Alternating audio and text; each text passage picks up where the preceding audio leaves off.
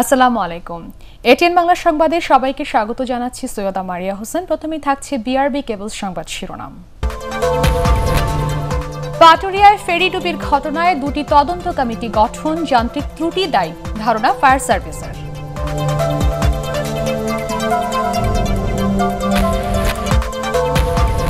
SSC ও সমমানের পরীক্ষা শুরু 14 নভেম্বর, পরীক্ষার্থী 22,27,000।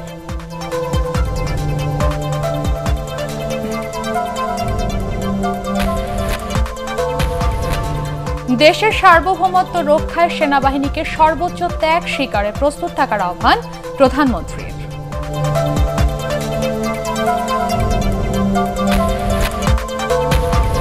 সংবিধান মেনে বাংলাদেশে আগামী নির্বাচন প্রতিদ্বন্দ্বিতাপূর্ণ হবে আশা ব্রিটিশ হাই কমিশনারের।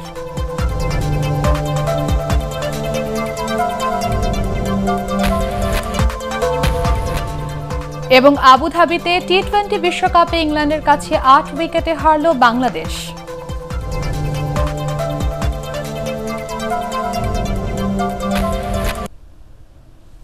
শুনছিলেন বিআরবি কেবলস সংবাদ শিরোনাম। এবারে বিস্তারিত। মানিকগঞ্জের পাটুরিয়া ঘাটে ফেরি ডুবির ঘটনা তদন্তে দুটি কমিটি গঠন করা হয়েছে। এর মধ্যে নৌ পরিবহন মন্ত্রণালয়ের 7 সদস্য এবং মানিকগঞ্জ জেলা প্রশাসন 4 সদস্যের কমিটি গঠন করেছে। তবে এখন পর্যন্ত কোনো হতাহতের খবর পাওয়া যায়নি। ফায়ার সার্ভিসের ধারণা, যান্ত্রিক ত্রুটির কারণে এই দুর্ঘটনা ঘটে থাকতে পারে। রিপোর্ট করছেন শফিকুল ইসলাম শামীম, ক্যামেরায় ছিলেন হুমায়ুন কবির।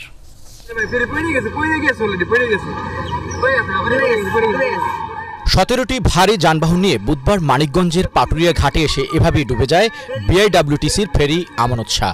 এ সময় দুটি ট্রাক ফেরি থেকে নামতে পারলেও বাকিগুলো আটকে যায় ফেরিতে। প্রত্যক্ষদর্শীরা জানান, ফেরিটি 5 নম্বর ঘাটে এলে লোকজনের চিৎকার শুনতে পান তারা। এ সময় পন্টুনের সাথে ফেরির নোঙরের দড়ি না বেঁধেই ডালা নামিয়ে দেওয়া হয়। দুর্ঘটনার প্রকৃত কারণ জানতে তদন্ত কমিটি গঠন করা হয়েছে। প্রশাসনের সব কর্মকর্তা তাৎক্ষণিকভাবে ঘটনাস্থল পরিদর্শন করেন। ডুবুরিরা যে পিকআপ ভ্যানগুলো ছিল প্লাস ট্রাক ছিল সেই জায়গাগুলোকে সার্চ করেছে, কেবিন সার্চ করেছে, কোনো হতাহতের ঘটনা পাওয়া যায়নি। যানবাহন চালক ও যাত্রীরা জানান, মাঝ নদীতে ফেরিটিতে পানি ঢুকছিল। সবাই তখন চিৎকার করলে ফেরির মাস্টার গতি বাড়িয়ে দ্রুত ঘাটে আসেন। 5 নম্বর ঘাটে আসার কিছুক্ষণের মধ্যেই ঘটে এই দুর্ঘটনা। পিছন থেকে পানি আসে ফেরির উপর দিয়ে, পানি আসার পরে হলো আস্তে আস্তে খালি ডাবতে থাকে। জায়গা মতন ফেরি আনছে কিন্তু সময়টার কাজ হয়নি। পল্টনও লাগাইছে, ফেরি গাড়ি 2টা গাড়ি নামছো। ডুবে যাওয়া আমানত শাহ ফেরি উদ্ধারে ঘটনাস্থলে পৌঁছায় উদ্ধারকারী যান হামজা। পরে যোগ দেয় প্রত্যয়। ফায়ার সার্ভিস, নৌবাহিনী ও কোস্টগার্ডের ডুবুরি দল উদ্ধার অভিযানে অংশ নিয়েছে। ফেরির নিচের অংশে যে ব্যালেন্স ট্যাঙ্ক থাকে, এই ব্যালেন্স ট্যাঙ্কে কোনো লিকেজ থাকতে পারে এবং হয়তো বাম পাশে ওজন বেশি হয়ে গেছে, এই কারণে বাম পাশে কাত হয়ে এই ফেরিটি নদীতে ডুবে যায়। ডুবে যাওয়া ফেরিতে পণ্যবাহী ট্রাক ও কাভার্ড ভ্যান সহ 17টি ভারী যান ও বেশ কিছু মোটরসাইকেল থাকলেও সব উদ্ধার করা সম্ভব হয়নি। পাটুরিয়া ঠিক ঘাটে এসে আমানত শাহ ফেরিটি দুর্ঘটনার শিকার হয় এবং কাত হয়ে এভাবেই পড়ে থাকে পারে। তবে যাত্রীবাহী কোনো পরিবহন না থাকার কারণে বড় ধরনের বিপর্যয় থেকে রক্ষা পেয়েছে সবাই। আর যেসব গাড়ি এবং কাভার্ড ভ্যান এখনও নিখোঁজ রয়েছে সেগুলোর অধিকাংশই উদ্ধার করা সম্ভব হয়নি। শফিকুল ইসলাম শামীম, এটিএন বাংলা, পাটুরিয়া, মানিকগঞ্জ। আগামী 14 নভেম্বর শুরু হবে এসএসসি ও সমমানের পরীক্ষা। এবার পরীক্ষার্থী 22,27,000। শিক্ষার্থী বেড়েছে 1,79,000। শিক্ষামন্ত্রী ডাক্তার দীপু মনি জানান, এবারও প্রশ্ন ফাঁস ঠেকাতে গোয়েন্দা নজরদারি বাড়ানো হয়েছে। কোচিং সেন্টার বন্ধ থাকবে 8 থেকে 25 নভেম্বর পর্যন্ত। পরীক্ষার আগেই শিক্ষার্থীদের দেয়া হবে টিকা। মাহবুব কবির চপলের রিপোর্ট। করোনা মহামারী শুরুর পর প্রথমবার কোনো পাবলিক পরীক্ষার আয়োজন করতে যাচ্ছে শিক্ষা মন্ত্রণালয়। 14 নভেম্বর শুরু হতে যাচ্ছে এসএসসি ও সমমানের পরীক্ষা। এবার পরীক্ষার্থী 22,27,000, যা গতবারের চেয়ে 1,79,000 বেশি। বিভাগ ভিত্তিক 3 বিষয়ে পরীক্ষা হবে।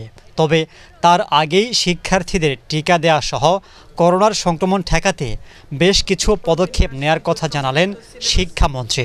পরীক্ষার্থীদের মধ্যকার সামাজিক দূরত্ব বজায় রাখতে এবছর বিজ্ঞান বিভাগ, মানবিক বিভাগ, ব্যবসায় শিক্ষা বিভাগের পরীক্ষার্থীদের একই সময়ে পরীক্ষা গ্রহণ না করে ভিন্ন ভিন্ন সময়ে পরীক্ষা গ্রহণ করা হবে। পরীক্ষা শুরুর কমপক্ষে 30 মিনিট পূর্বে পরীক্ষার্থীদেরকে অবশ্যই পরীক্ষার হলে প্রবেশ করতে হবে। অভিভাবকদের যদি না আসা যায় তাহলেই ভালো, যদি আসতেই হয় যেন একজনের বেশি না আসেন এবং তারাও যেন কেন্দ্রের বাইরে ভিড় না করেন। পরীক্ষার্থীরা এবং অন্য 12+ যারা আছেন সবাই পেয়ে যাবেন। শিক্ষামন্ত্রী জানান প্রশ্ন ফাঁস ঠেকাতে সব ধরনের ব্যবস্থা নেওয়া হয়েছে।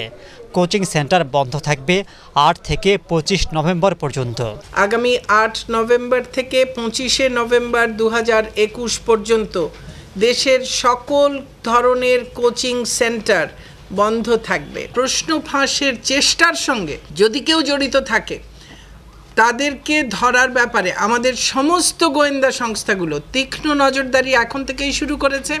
সব বিষয়ে পরীক্ষা না হওয়ায় ফর্ম পূরণের কিছু টাকা শিক্ষার্থীদের ফেরত দেওয়া হবে বলেও জানান শিক্ষামন্ত্রী।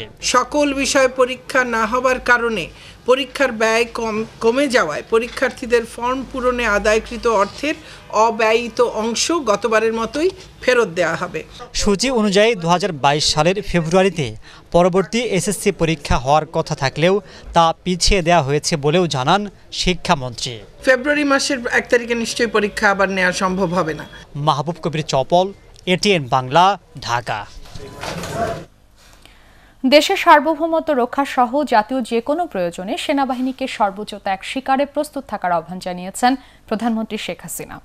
চট্টগ্রাম সেনানিবাসের বিভিন্ন রেজিমেন্ট ও কোরের 10টি ইউনিটকে ন্যাশনাল স্ট্যান্ডার্ড প্রদান অনুষ্ঠানে তিনি এ আহ্বান জানান। অতীতের যে কোনো সময়ের চেয়ে সশস্ত্র বাহিনী এখন আরও শক্তিশালী এবং আধুনিক বলেও দাবি করেন তিনি। আপেল মাহমুদের রিপোর্ট। সেনাবাহিনী প্রধানের নিকট থেকে কর্মদক্ষতার স্বীকৃতি হিসেবে জাতীয় পতাকা বা ন্যাশনাল স্ট্যান্ডার্ড অর্জন করেছে সেনাবাহিনীর 10টি ইউনিট।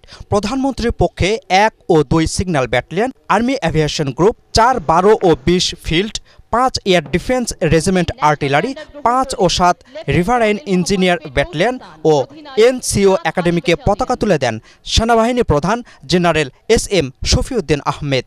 চট্টগ্রাম সেনানিবাসে পতাকা প্রদান অনুষ্ঠানে গণভবন থেকে ভার্চুয়ালি যুক্ত হন প্রধানমন্ত্রী শেখ হাসিনা। মুজিব রেজিমেন্ট আর্টিলারি ও রওশন আরা রেজিমেন্ট আর্টিলারিকেও দেওয়া হয় নতুন পতাকা। পতাকার মর্যাদা রক্ষার আহ্বান জানিয়ে প্রধানমন্ত্রী বলেন, সেনাবাহিনীর সকল রেজিমেন্টের উন্নয়ন ও আধুনিক রণকৌশল নিশ্চিতে কাজ করছে সরকার।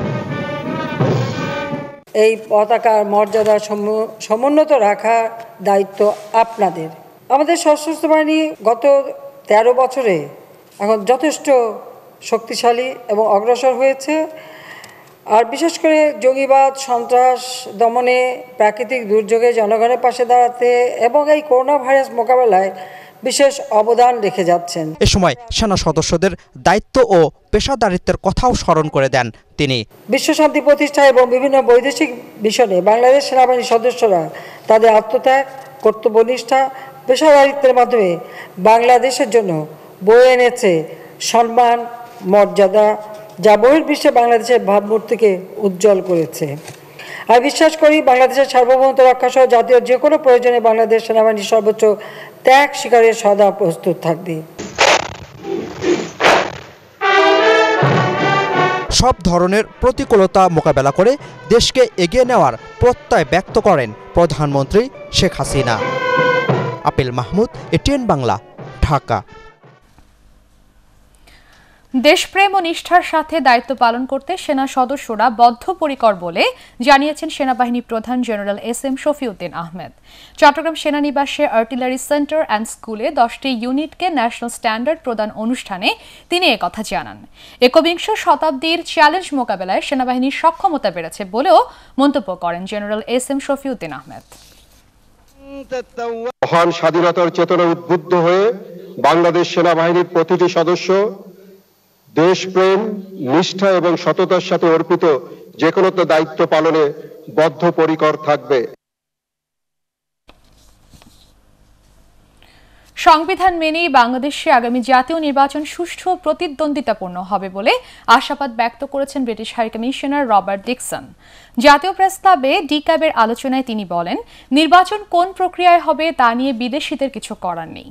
লন্ডনে বসে বাংলাদেশের বিরুদ্ধে ষড়যন্ত্র বা অপপ্রচার করলে ব্রিটিশ আইনেই তদন্তের ব্যবস্থা রয়েছে বলেও জানান তিনি। Ekramul Haque সায়েমের report. Last opportunity that we have to avoid dangerous climate change and secure a brighter future. জাতীয় প্রেস ক্লাবে ডিপ্লোম্যাটিক করেসপন্ডেন্ট অব বাংলাদেশ ডিক্যাবের আলোচনায় অংশ নেন ঢাকায় নিযুক্ত British high commissioner Robert Dickson. অনুষ্ঠানে যুক্তরাজ্যে আসন্ন COP26 সম্মেলনে জলবায়ু পরিবর্তনের ঝুঁকি মোকাবেলা ও তহবিল গঠনে গুরুত্বপূর্ণ ঘোষণা আসতে পারে বলে জানান তিনি। It's very clear that this event in Glasgow is really the last best opportunity to work out how we are going to meet those Paris targets. পরে কথা বলেন বাংলাদেশের আগামী জাতীয় নির্বাচন প্রসঙ্গে। শক্তিশালী নির্বাচন কমিশনের অধীনে সব রাজনৈতিক দল অংশ নেবে বলে আশা করেন তিনি। নির্বাচনে বন্ধু হিসেবে যুক্তরাজ্য বাংলাদেশের পাশে থাকবে, তবে নির্বাচন কিভাবে হবে সেটি বাংলাদেশের সংবিধানে আছে। গণতন্ত্রের মসৃণ পথ চলা নিশ্চিতে ভোট স্বচ্ছ ও নিরপেক্ষ হতে হবে, কেননা এর মধ্য দিয়ে জনগণ তাদের মত প্রকাশ করে। And exactly how that happens is a matter for the people of Bangladesh. লন্ডনে থেকে বাংলাদেশের বিরুদ্ধে ষড়যন্ত্র বা অপপ্রচার করলে কি ব্যবস্থা নেওয়ার সুযোগ আছে এমন প্রশ্নের জবাব দেন ব্রিটিশ হাই কমিশনার। যুক্তরাজ্যে বসে বাংলাদেশের কেউ সামাজিক যোগাযোগ মাধ্যমে গণতন্ত্রের জন্য হুমকি বা বিদ্বেষ ছড়ায় এমন বক্তব্য দিলে তা আমাদের আইনে তদন্ত করার সুযোগ রয়েছে। যে কোনো অপরাধীকে ফেরত পেতে ব্রিটিশ কোর্টে মামলা করতে হবে। আদালতের নির্দেশেই কেবল তা সম্ভব। রোহিঙ্গা সংকট, জলবায়ু ইস্যু ও করোনার টিকা সরবরাহ সহ বিভিন্ন ইস্যুতে যুক্তরাজ্য বাংলাদেশের পাশে থাকবে বলেও জানান তিনি। আফগানিস্তানে ক্ষমতার রদবদলে দক্ষিণ এশিয়ায় নিরাপত্তার ঝুঁকি বেড়েছে উল্লেখ করে এ ব্যাপারে সচেতন থাকার আহ্বান জানান রবার্ট ডিকসন। ইকরামুল হক সায়েম, এটিএন বাংলা, ঢাকা। ব্যবসা বাণিজ্যের স্বার্থে ঐক্যবদ্ধভাবে সাম্প্রদায়িক শক্তিকে রুখতে ব্যবসায়ীদের প্রতি আহ্বান জানিয়েছেন আওয়ামী লীগ সাধারণ সম্পাদক ওবায়দুল কাদের। রাজধানীর একটি হোটেলে করোনাকালে শিল্প ও বাণিজ্যের উন্নয়নে প্রধানমন্ত্রী শেখ হাসিনার অবদান নিয়ে আয়োজিত আলোচনায় তিনি এই আহ্বান জানান। ব্যবসায়ীদের রাজনীতি করাকে স্বাগত জানালেও রাজনীতি নিয়ে ব্যবসার সমালোচনা করেন তিনি। ফজলে রাব্বির রিপোর্ট। মহামারী করোনায় বিশ্ব যেখানে স্থবির হয়ে পড়ে, ক্ষতির মুখে অনেক প্রতিষ্ঠানই যখন ব্যবসা গুটিয়ে নিতে বাধ্য হয়, সেখানে বাংলাদেশের সার্বিক অর্থনীতি পৌঁছেছে নতুন মাত্রায়। রাজধানীর একটি হোটেলে করোনাকালে শিল্প ও বাণিজ্যের উন্নয়ন নিয়ে আয়োজিত আলোচনায় বক্তারা বলেন, প্রধানমন্ত্রী শেখ হাসিনার দূরদর্শী সিদ্ধান্তের কারণে করোনাকালে ব্যবসা বাণিজ্য কোনো ধরনের স্থবিরতার মুখোমুখি হয়নি বাংলাদেশ, বরং অর্থনীতি পেয়েছে নতুন গতি। আশেপাশের দেশগুলোর জিডিপি গ্রোথ যেখানে মাইনাস, সেখানেও কিন্তু আমরা 5.47% আমাদের গ্রোথ, যেটা সারা পৃথিবীর কাছে বিস্ময়। এমন সম্ভব হয়েছে যে পাকিস্তান আমাদের সাথে থেকে চলে গেল, তারাও বলে যে অন্য অর্থনীতির চেয়ে বাংলাদেশের অর্থনীতি ফলো করাটাই ভালো। তবে নানামাত্রিক ষড়যন্ত্রের কারণে ব্যবসার অগ্রগতি যেন থেমে না যায়, সেজন্য ঐক্যবদ্ধভাবে সাম্প্রদায়িক শক্তি ও তাদের পৃষ্ঠপোষকদের রুখতে ব্যবসায়ীদের প্রতি আহ্বান জানান আওয়ামী লীগ সাধারণ সম্পাদক ওবায়দুল কাদের। সাম্প্রদায়িক অপশক্তির নির্বাচযোগ্য ঠিকানা হচ্ছে বিএনপি। আসন্ন নির্বাচনকে সামনে রেখে আন্দোলনে ব্যর্থ, নির্বাচনে ব্যর্থ হয়ে এরা আজকে দেশে অশান্তি, বিশৃঙ্খলা সৃষ্টি পায় তারা করছে। ব্যবসা বাণিজ্য যদি করতে চান, এই সাম্প্রদায়িক অপশক্তিকে রুখতে হবে, আপনাদেরও ঐক্যবদ্ধ হতে হবে। সড়ক পরিবহন ও সেতু মন্ত্রী জানান, আসছে বছর 4টি মেগা প্রকল্পের উদ্বোধনের মধ্য দিয়ে সড়ক যোগাযোগে নতুন উচ্চতায় পৌঁছাবে বাংলাদেশ, যার সবচেয়ে বেশি সুবিধা ভোগ করবেন ব্যবসায়ীরাই। ফজলে রাব্বি, এটিএন বাংলা, ঢাকা। গণতন্ত্র পুনরুদ্ধারে নেতাকর্মীদের আন্দোলনে নামার আহ্বান জানিয়েছেন বিএনপি মহাসচিব মির্জা ফখরুল ইসলাম আলমগীর। সংকটময় মুহূর্তে মানুষকে সংগঠিত করে সরকারের পতন ঘটানোর বিকল্প নেই বলেও মনে করেন তিনি। যুবদলের প্রতিষ্ঠাবার্ষিকী উপলক্ষে রাজধানীর ইঞ্জিনিয়ার্স ইনস্টিটিউশনে আয়োজিত আলোচনা সভায় তিনি এসব কথা বলেন। বিএনপি নেতারা অভিযোগ করেন, বিভিন্ন ইস্যু তৈরি করে সরকার ক্ষমতাকে দীর্ঘস্থায়ী করতে চায়, যে কোনো মূল্যে নিরপেক্ষ তত্ত্বাবধায়ক সরকারের অধীনে নির্বাচন আদায় করা হবে বলেও হুঁশিয়ার করে দেন তারা। আজকে এই সংকটকে কাটিয়ে উঠতে হলে আমাদেরকে অবশ্যই দৃঢ়তার সঙ্গে ঐক্যবদ্ধ হয়ে আমাদেরকে আন্দোলন সংগ্রামে ঝাঁপিয়ে পড়তে হবে। আমরা পরিষ্কার করে বলেছি যে আমরা এই সরকারের পরিবর্তন চাই এবং যুবকরাই সেই পরিবর্তন আনতে পারে। দেশে করোনা ভাইরাসে আরও 7 জনের মৃত্যু হয়েছে। মৃতদের মধ্যে 3 জন পুরুষ ও 4 জন নারী। এ নিয়ে মৃতের সংখ্যা বেড়ে দাঁড়ালো 27,841 জনে। সবশেষ 24 ঘন্টায় 19,951 জনের নমুনা পরীক্ষায় 306 জনের করোনা শনাক্ত হয়েছে। শনাক্তের হার 1.53%। মৃতদের মধ্যে ঢাকা বিভাগে সর্বোচ্চ 3 জন মারা গেছেন। একদিনে সুস্থ হয়েছেন 288 জন। স্বাস্থ্য অধিদপ্তরের সংবাদ বিজ্ঞপ্তিতে সব তথ্য জানানো হয়।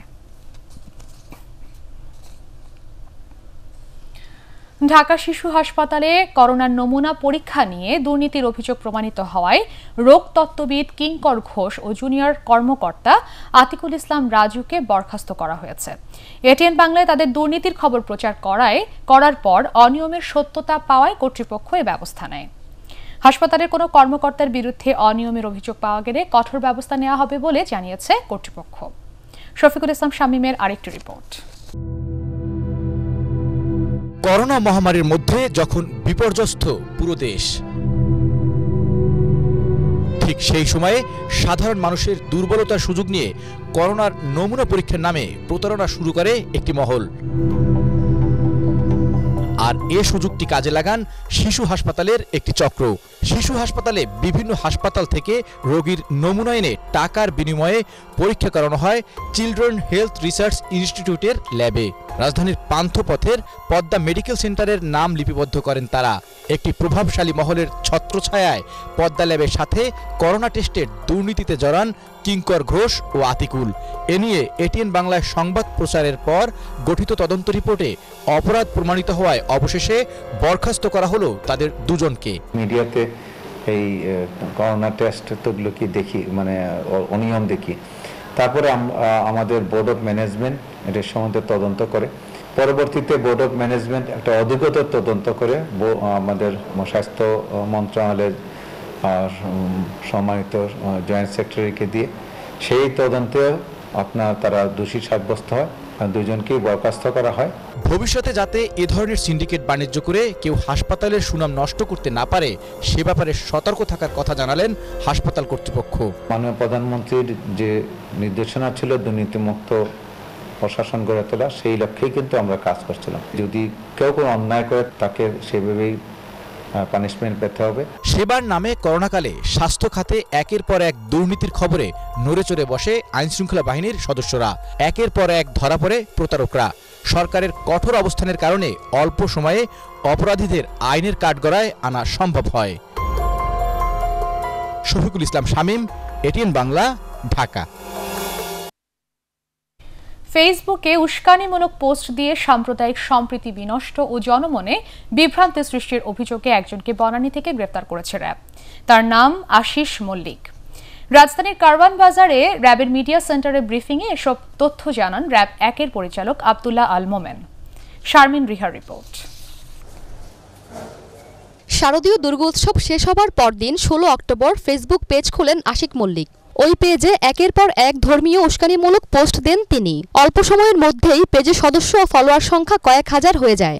সংবাদ সম্মেলনে র্যাব জানায়, আশিস ফেসবুকে মিথ্যা ও বিভ্রান্তিমূলক পোস্ট দিয়ে বাংলাদেশকে সাম্প্রদায়িক রাষ্ট্র প্রমাণের ষড়যন্ত্রে লিপ্ত ছিল। আমরা আশিস মল্লিকের যে ফেসবুক পেজ পেয়েছি সেখানে সে নিজেই ওই পেজটি ওপেন করেছে এবং নিজে অ্যাডমিন সহ সে আরও কয়েকজনকে অ্যাডমিন হিসাবে নিয়োগ দিয়েছে এবং এর মাধ্যমে সে নিজেই এই গ্রুপটি পরিচালনা করছিল বলে আমরা প্রাথমিকভাবে জানতে পেরেছি। আশিস মল্লিকের সাথে যারা আছে তাদের কাউকে এখন পর্যন্ত গ্রেফতার করতে পারেনি এবং যেহেতু সে একটি সংখ্যালঘু সম্প্রদায়ের অন্তর্গত এবং তার ফেসবুক পেজে আমরা যেটা দেখতে পেরেছি যে তার অনুসারীরা মোটামুটি সবাই একই গোষ্ঠীর অন্তর্গত।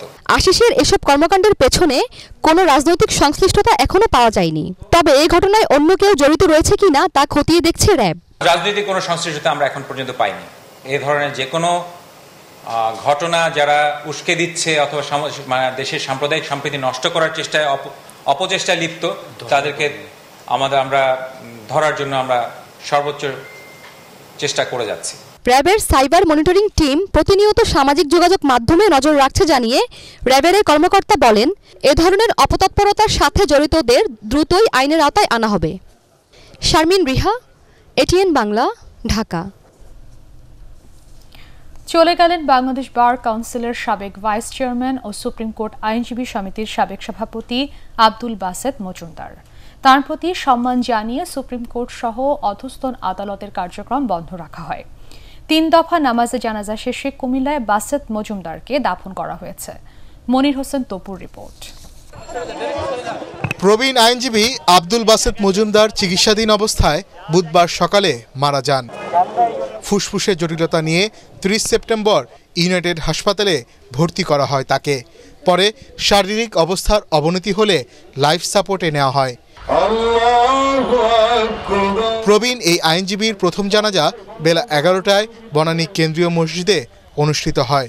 বাদ জোহর দ্বিতীয় জানাজা হয় জাতীয় ঈদগাহ ময়দানে। এতে অংশ নেন প্রধান বিচারপতি সহ সুপ্রিম কোর্টের বিচারপতি ও আইনজীবীরা।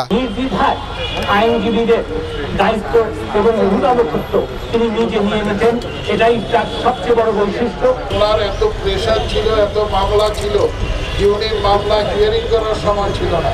সুতরাং ওনার সিভিল মামলা প্রায় সব আমি করেছি হিয়ারিং। তিনি ছিলেন গরিবের আইনজীবী।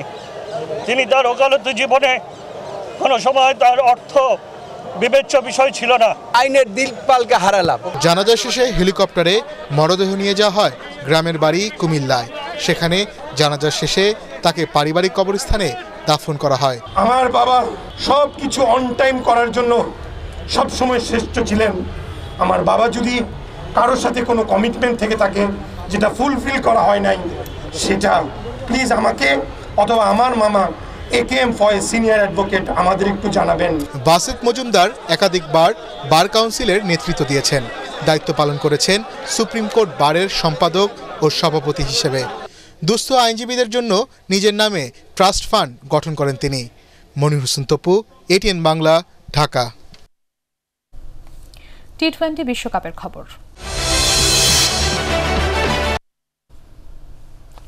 আবুধাবিতে টি20 বিশ্বকাপ ক্রিকেটের সুপার 12-এ ইংল্যান্ডের কাছে 8 উইকেটে হেরেছে বাংলাদেশ। টাইগারদের দেয়া 125 রানের টার্গেট তাড়া করতে নেমে ম্যাচ সেরা জেসন রয়ের ঝোড়ো 50-তে 35 বল বাকি থাকতেই লক্ষ্যে পৌঁছায় ইংলিশরা। এর আগে টস জিতে ব্যাট করতে নেমে 9 উইকেটে 124 রানে থামে বাংলাদেশের ইনিংস। মমিনুর রিপনের রিপোর্ট। টি20 বিশ্বকাপে নিজেদের দ্বিতীয় ম্যাচে ফেভারিট ইংল্যান্ডের সামনে দাঁড়াতেই পারল না বাংলাদেশ। শক্তি সামর্থ্য আর পরিসংখ্যানের হিসেবে প্রত্যাশিত জয় পেয়েছে ইংলিশরা। তবে ন্যূনতম প্রতিরোধ গড়তে না পারায় হতাশ বাংলাদেশের সমর্থকরা। অবশ্য ইংল্যান্ডকে 125 রানের টার্গেট দিয়ে লড়াইয়ের আশা করাটাও হয়তো বোকামি। শুরুতে সাকিব আল হাসান ও মুস্তাফিজুর রহমানের 3 ওভারে 28 রান তুলে নিয়ে নিজেদের ব্যাটিং শক্তি বুঝিয়ে দেয় ইংলিশরা। তারপরও দলের 39 রানে জস বাটলারকে ফিরিয়ে বাংলাদেশকে প্রথম সাফল্য এনে দেন নাসুম আহমেদ। তবে আরেক ওপেনার জেসন রয়ের ঝড়ো ব্যাটিংয়ে সহজ জয়ের পথেই হাঁটে ইংলিশরা। 38 বলে 3 ছক্কা আর 5 বাউন্ডারিতে 61 রান করেন রয়। শেষ মুহূর্তে তিনি শরীফুলের শিকারে পরিণত হলেও 14 ওভার 1 বলেই জয় নিশ্চিত করে ওয়ানডের বর্তমান বিশ্ব চ্যাম্পিয়নরা। এর আগে টস জিতে ব্যাট করতে নেমে প্রথম ওভারে 10 রান তুলে যা একটু আশার আলো দেখিয়েছিল বাংলাদেশ। অবশ্য তা নিমিষেই নিভিয়ে দেন মঈন আলী। তার দ্বিতীয় ওভারেই সাজঘরে ফেরেন মোহাম্মদ নাইম ও ব্যর্থতার বৃত্তে থাকা লিটন দাস। এরপর সাকিব আল হাসান রশিদের দুর্দান্ত ক্যাচে পরিণত হলে 26 রানে 3 উইকেট হারায় মাহমুদুল্লাহ রিয়াদের দল। চতুর্থ উইকেটে 32 বলে 37 রানের জুটি গড়েও সেই বিপর্যয়ে সামাল দিতে পারেননি দুই ভাইরা মুশফিক ও Riyad. Part time spinner Liam লিভিংস্টোনের শিকারে পরিণত হন তারা। এরপর বাকিরা আসা যাওয়ার মধ্যে থাকলেও যা একটু লড়াই করেছেন নাসুম। টাইগারদের ইনিংসের 2টি ছক্কায় আসে 9 নম্বরে নামা এই খেলোয়াড়ের ব্যাটেই। 9 বলে অপরাজিত 19 রান করেন নাসুম। শেষ পর্যন্ত 9 উইকেটে 124 রান করে বাংলাদেশ, যা হেসে খেলেই টপকে যায় ইয়ন মর্গানের দল। মমিনুর রিপন, ATN বাংলা। ইংল্যান্ডের বিপক্ষে পরাজয়ের জন্য ব্যাটিং ব্যর্থতাকে দুষলেন বাংলাদেশ অধিনায়ক মাহমুদুল্লাহ রিয়াদ। তবে টাইগারদের ঘুরে দাঁড়ানোর সামর্থ্য আছে বলেও মনে করেন তিনি। ওয়েস্ট ইন্ডিজের বিপক্ষে নিজেদের ভুলগুলো শুধরে নিতে চান রিয়াদ। অন্যদিকে টানা 2 দাপুটে জয়ে সেমিফাইনালের পথে এগিয়ে যাওয়ায় সন্তুষ্ট ইংলিশ অধিনায়ক এভেন Morgan. much more skill hitter there rather than a power hitter, and we don't want to become power hitter because our skills are much. I hope that it's good enough to make a good total on the board. We need to reassess a lot of things, especially in batting. I think, and we need to come up with a good plan. Disciplined and backed up in the field with really good catching and ground fielding, and I think it's very important here at Abu Dhabi to do that. But they've certainly taken front and centre as regards their performance in the two games that we've played. আগামী 14 November একাদশ জাতীয় সংসদের পঞ্চদশ অধিবেশন বসবে। রাষ্ট্রপতি আব্দুল হামিদ এই অধিবেশন আহ্বান করেছেন। তিনি সংবিধানের 72 অনুচ্ছেদের এক দফায় প্রদত্ত ক্ষমতা বলে এই অধিবেশন আহ্বান করেছেন। গত 16 সেপ্টেম্বর জাতীয় সংসদের চতুর্দশ অধিবেশন অনুষ্ঠিত হয়।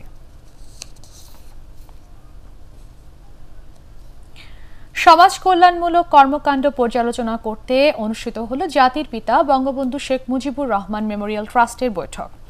গণভবনে প্রধানমন্ত্রী শেখ হাসিনার সভাপতিত্বে এই বৈঠক অনুষ্ঠিত হয়। এতে বিভিন্ন প্রকল্প দ্রুত এগিয়ে নিতে সিদ্ধান্ত নেওয়ার পাশাপাশি বঙ্গবন্ধু স্মৃতি জাদুঘরের রক্ষণাবেক্ষণের বিষয়েও আলোচনা হয়।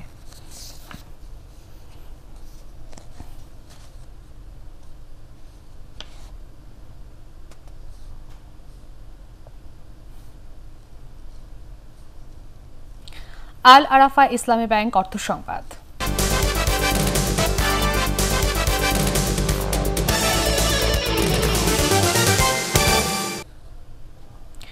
আগামী ডিসেম্বরের মধ্যে দেশে 5G সেবা চালু হবে বলে জানিয়েছেন ডাক ও টেলিযোগাযোগ মন্ত্রী মোস্তফা জব্বার। প্রথম ধাপে টেলিটক পরীক্ষামূলকভাবে এই সেবা চালু করবে। সচিবালয়ে বিএসআরএফ সংলাপে তিনি আরও বলেন, ডিজিটাল নিরাপত্তার জন্য আইন করা হলেও অনেক ক্ষেত্রে এর অপব্যবহার হচ্ছে, যা অনাকাঙ্ক্ষিত বলেও মনে করেন মোস্তফা জব্বার। 2021 সালের মধ্যে আমরা 5G পরীক্ষামূলকভাবে চালু করব এবং সেই কারণে যে প্রস্তুতি নেওয়া দরকার সেটি সম্পন্ন হয়েছে। 2022 সালে আমরা এর সম্প্রসারণ করব এবং আমরা আশা করব যে আমাদের সকল অপারেটররাই এই 5G প্রযুক্তি বিকাশ ঘটাতে থাকবে। কোনো ক্ষেত্রে ডিজিটাল নিরাপত্তা আইনের অপব্যবহারও হয় এবং এই অপব্যবহারগুলো অনাকাঙ্ক্ষিত। আন্তর্জাতিক সংবাদ।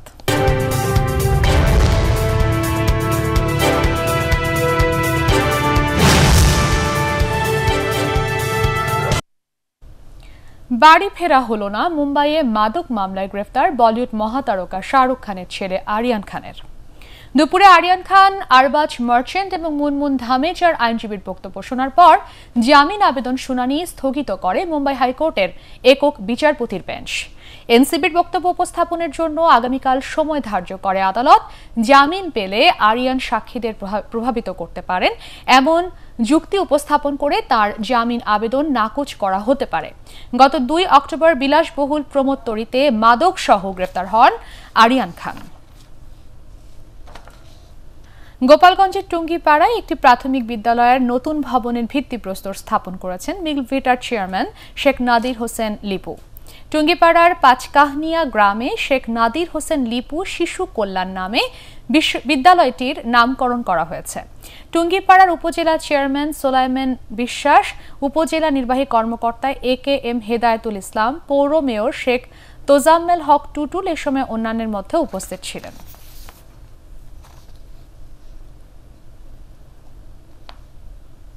পার্টেক্স খেলার খবর।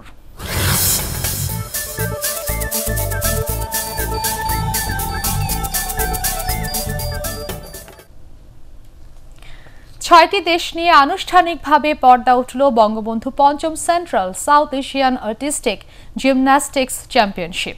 বিকেলে মিরপুর শহীদ সোহরাওয়ার্দী ইনডোর স্টেডিয়ামে প্রতিযোগিতার উদ্বোধন করেন পররাষ্ট্রমন্ত্রী doctor AK Abdul Momen.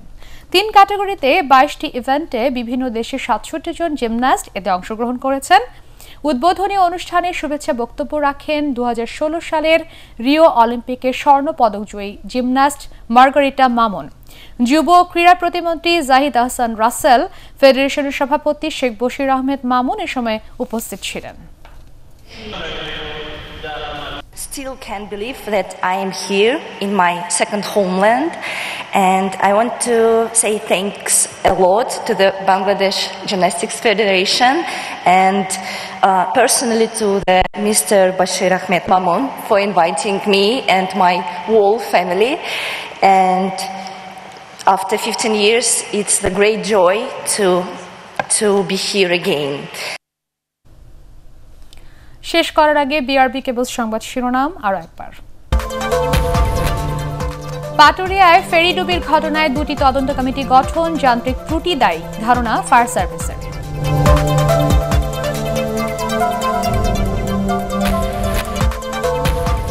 SSC ও সমমানের পরীক্ষা শুরু 14 নভেম্বর, পরীক্ষার্থী 22,27,000।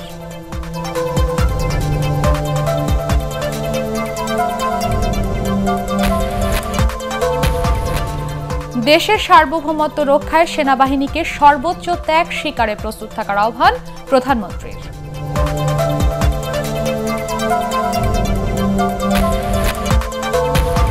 সংবিধান মেনে বাংলাদেশে আগামী নির্বাচন প্রতিদ্বন্দ্বিতাপূর্ণ হবে আশা ব্রিটিশ হাইকমিশনারের।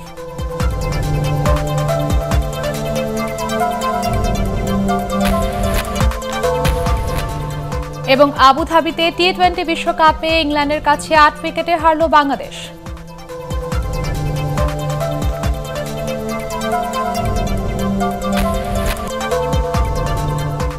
পরবর্তী সংবাদ দেখার আমন্ত্রণ জানিয়ে এখনকার মতো শেষ করছি। করোনা ভাইরাস থেকে নিজেকে সুরক্ষিত রাখতে মাস্ক পরুন, বারবার হাত পরিষ্কার করুন। এটিএন বাংলার সংবাদ ইউটিউবে দেখতে ব্রাউজ করুন youtube/ATN Bangla News। ধন্যবাদ সবাইকে।